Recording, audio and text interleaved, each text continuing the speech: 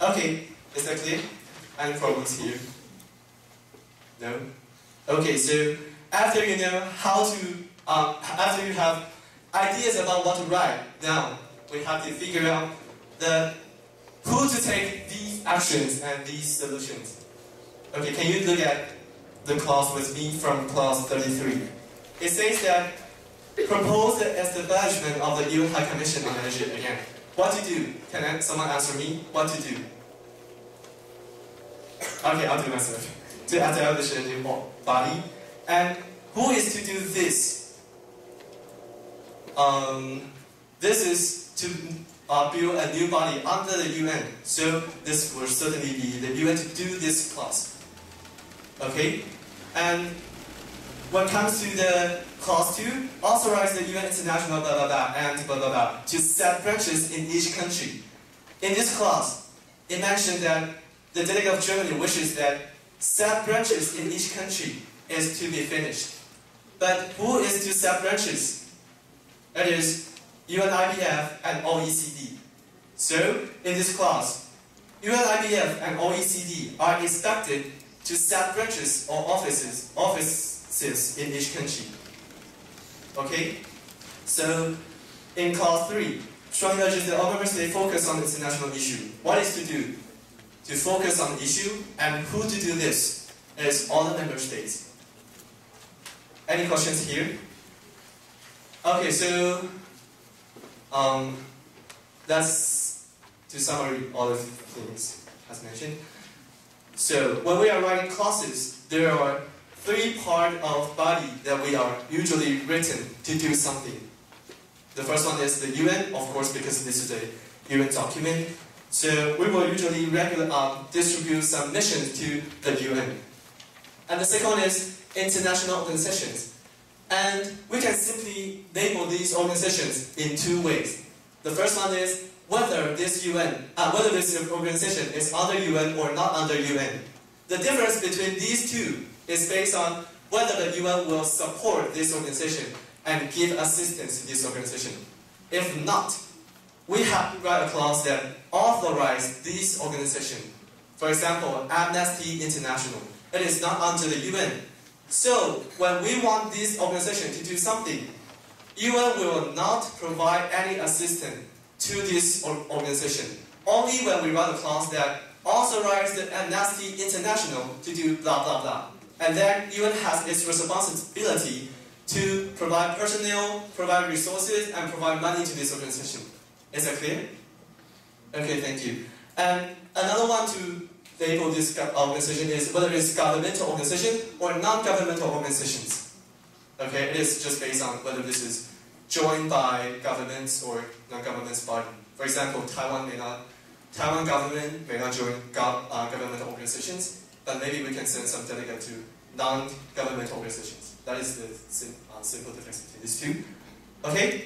And the third one is the most important part. Besides the UN endeavor to solve the problems, it is each country that has to make effort together. Okay? So you can ask governments, that is all the member states as written in clause 3. You can ask governments to do something. Sometimes it will be central government. In Taiwan itself, it is like ROC government. And sometimes it will be local governments. And will be like Taipei City government, like that. But we usually not will go into that detail because it is in a resolution we have to make this resolution fit in all kinds of situations. If we write in too detail, this resolution will only fit in some specific area. That is not fitting international law. That is what we don't want. Okay, we want a resolution that can fit in all kinds of situations and all kinds of areas. So we have to make sure that our resolution will not contain some specific areas, specific organization, specific countries or something like that. Okay. Okay, and now you know some organizations or some body will include in this issue. Then you have to know what kind of assistance may each body provide. For example, the UN may provide almost all kinds of assistance on resource or money, right? But you may not ask the UN to send medical personnel to each country, because the UN is not be responsible for this kind of field of responsibility.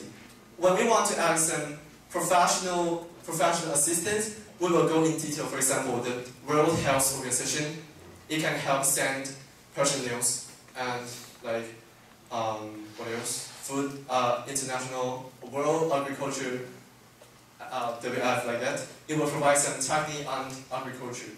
So you have to know what is the goal and the duties or the mission of each body, so that you can properly distribute all kinds of what you want them to do. And also aware that all the organizations you write down in the UN will be provided with money and resources. We don't want this kind of assistance to be wasted, so we have to properly send different missions to them. Okay, that's all. And if you want to know what kinds or what organizations may be related to an issue, you can read the chair report. There is a paragraph called Related Organizations or Bodies, and you can have a brief introduction to these organizations, and you may know what kind of organization they help. Okay? Okay, so now we know who to do something, then it is time for us to clarify what to do. But we have when we are doing brainstorming, we have written down all kinds of solutions maybe work, right? So these are what to do. Okay? And after your research, if you are still not clear about what to do, maybe you can read chair report. There's a part called possible solution as well. And it is also important for you to read previous attempts. For example, in each country, every government will take different actions to solve this problem. What are these actions? Also, the UN will pass some resolutions, international laws, or treaties to this issue. You have to be familiar with this. And you may not put into your resolutions, but maybe when debating, you can take it as a tool to attack others' resolutions or support your own resolution. Okay? Okay, now we'll really go into the operative clauses. Okay, just like I have said, the draft resolution is a comprehensive plan of which each clause is a part of it. Okay? So every international UN document has its own format. And so let me figure out this for you. Can you look at line 33? It started with number 1, okay? And line 34, 41, and 51. And it started with A, B, C, D, E. And the line from 35 to 40, these are started with romantic number I, like this. Okay, so we will have to name these different clauses. Okay, those who are started with the number 1, 2, 3 is called main clause. Main, the most important is the main. And A, B, C, D, E will be subclause, and I will be subclause. So we'll still read it in 1, 2, 3. Like, so it will be main clause 1, subclause A, subclause 1. Okay? Is that clear enough? So after we will use subclause, main clause to label these things, okay? As you can see, a main clause can end it with a colon or a comma, which is not put on this. And a subclause can end it with a comma. And actually I have to say that most of the sentences here are ended with comma. And only the last sentence of each clause will end it with semicolon. Okay? The last sentence of each clause. So let's take a line 59. Are you aware that it is the semicolon? And line 73, it is semicolon. And okay, that's true. Each clause are separated with each other by semicolon. Within this clause, no matter it is main clause, subclause, or subclause, it is separated with a comma. Sometimes it will include some colon. Okay, is that okay with this? Okay, now every clause is ended with a semicolon, But just James has said that only one period will appear in this resolution. That is the very, very, very, very last sentence in line 90. This is the last sentence of whole resolution, so it is ended with period instead of semicolon. Okay. Any questions? Okay. Okay. Now, please take a look at line 33 again. The first word, proposes, is underlined. Please aware, underlined, and it uses third person present tense. Okay. Since these operative clauses are actions to take, so we want to make it like taking actions. And so we put, the sentence will read like, the delegate of Germany proposes the establishment of the new High Commission. And clause 2 will be, the delegate of Germany authorizes the UN International Law for blah blah blah. And clause 3, the delegate of Germany strongly urges that blah blah blah. So we have to put third person and present tense. When it comes to what word to use as the first, as the beginning of the clause, there are some virtues on the back of this page. Please look at the right of this page. There are introductory operative clauses. Yes, these words are something you can use, and take a look at the last of the words. They are all added with s, since these are all third person and present tense. Okay. Now, okay.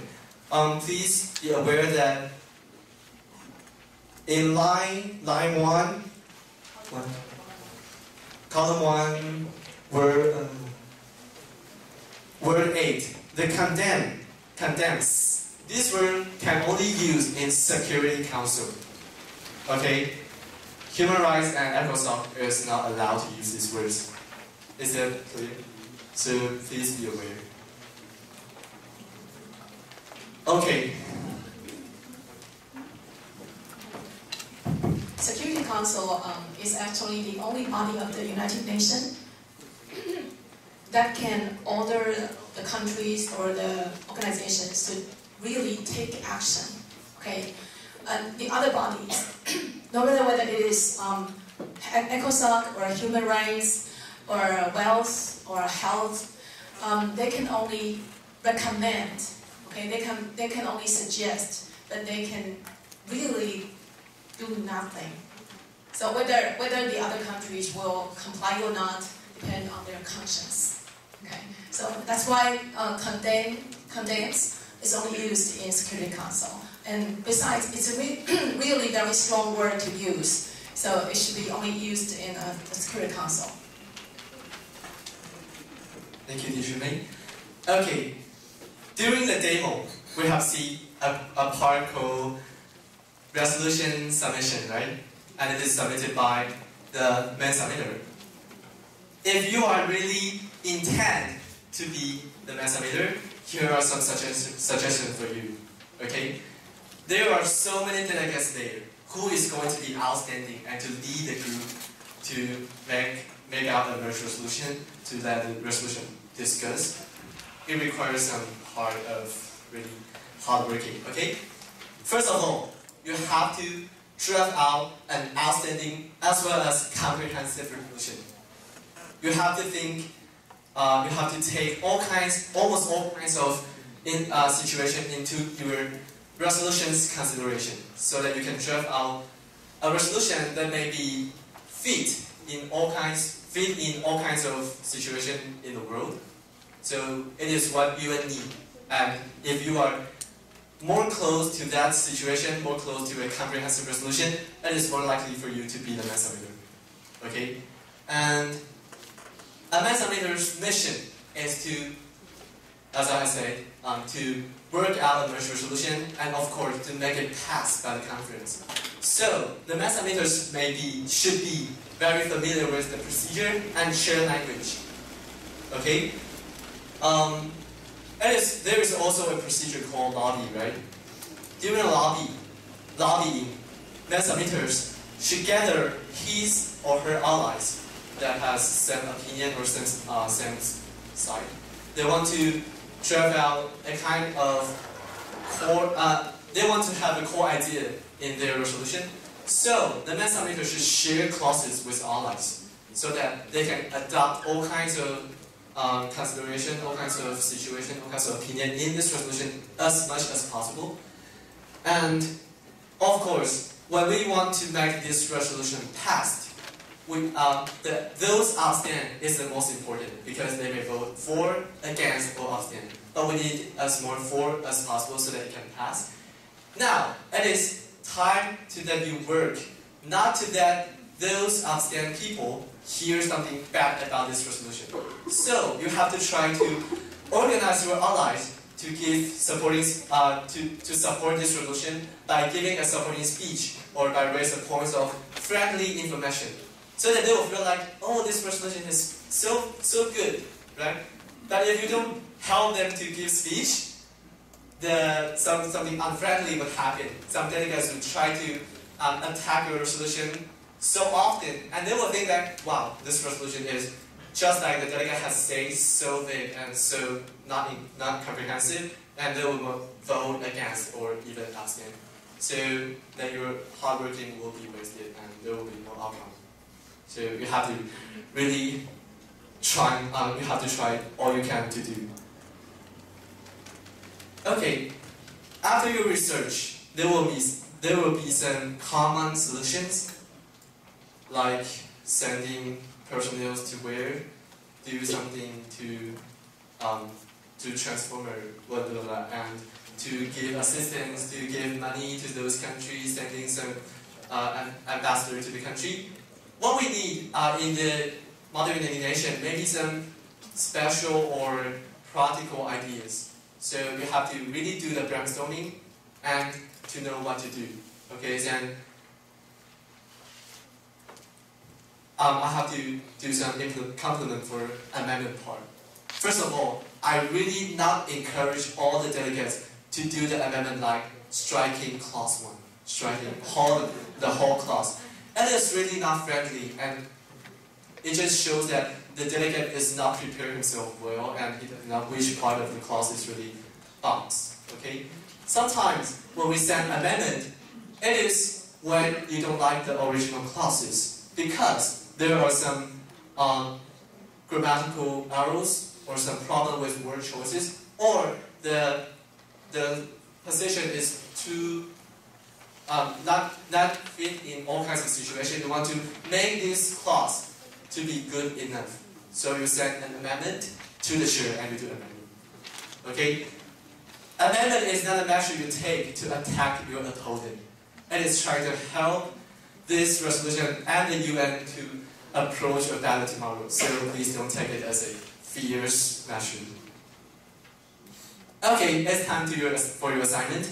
Please send in your policy statement to chairs on January 2nd and your draft resolution to January 31st, which the mailbox will be listed in chair's greeting message, which will be sent soon. And also remind that the resolution should at least consist of 3 preambles and 3 operative clauses. Okay? And just like what I said, if you want to be the main submitter or want to main submit, you can try your best to think to draft out as much practical, as much comprehensive clause as possible, and it will make you more likely to main submit. So thank you guys.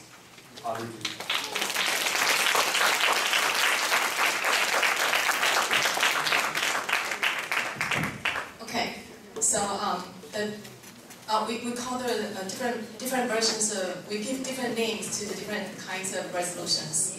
The resolutions each delegate rights will be called draft resolution. Okay, the draft resolution. And then after the lobby, the main submitter will merge one resolution on the working paper. After it is finished, after it is merged, it will be called the merged resolution. And then the merged resolution will go to the approval panel. Okay, after it is approved, the merged resolution will go to the conference for debate. And after the resolution is debated on and then passed, it will become an official resolution of the UN. Okay? And for this draft resolution, for each one of you who have to write one, the thinking process is, okay, for the first part, you write down the identification of your draft resolution. So you tell people, you tell yourself, and also people, that this is for the council of which council, and then the problem is, and then you tell us who writes this resolution. And then you have to address the house, okay? So you, dear John or dear Mary, right? But in the conference we don't say dear, that's too personal, it's not official. So we just say the council, the Human Rights Council or the Security Council, and then comma. And then for the preamble, you think in this way, okay? You have to tell people this issue implies an important, a very serious problem. The problem is very serious. And then you have to, serious is a kind of opinion, right? So you have to support your opinion with some facts. Okay, for the facts, you need some evidence. So you give people evidence, okay, in the form of statistics, or you give facts, okay, so from your research. So when you research, you have to tell people, you have to gather information about what's going on, okay, at this time. So you put it in the preamble, the first place. You tell delegates on the House, okay, the problem is very serious, okay, and then after that you get into the background. What causes this? Okay, what has caused this problem, and what has been done so far? What has UN or what has some international organizations have done to solve this problem, but they have failed? Okay, that's why this problem still persists, right? Okay, and then you have to call for international cooperation. Okay, from each country or from the NGOs or GOs, and you have also to propose a plan.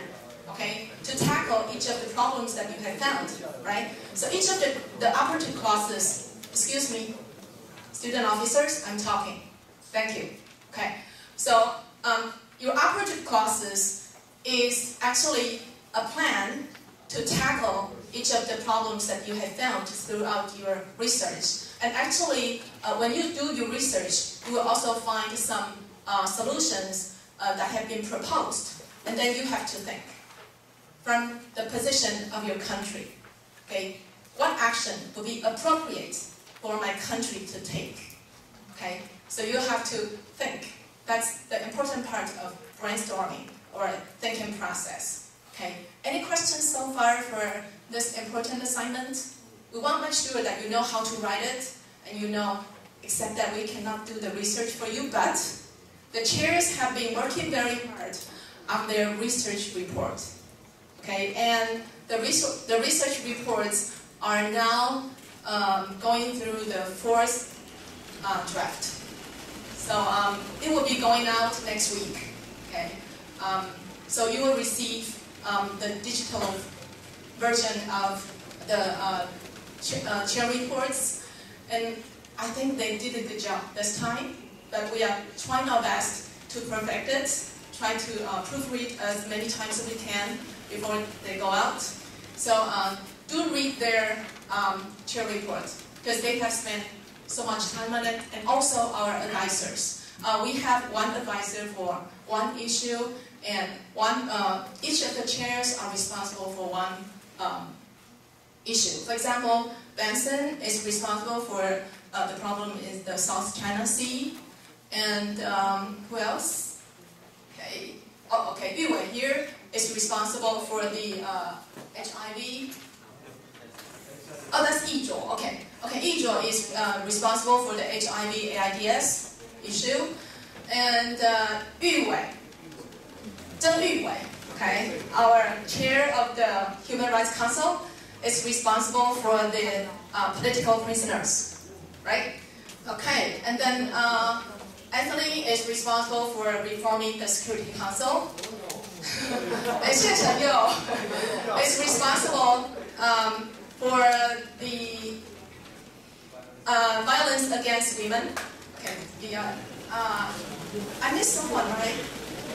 Oh, Jason, yes. Okay, Jason is responsible for the Eurozone sovereignty debt crisis. Okay.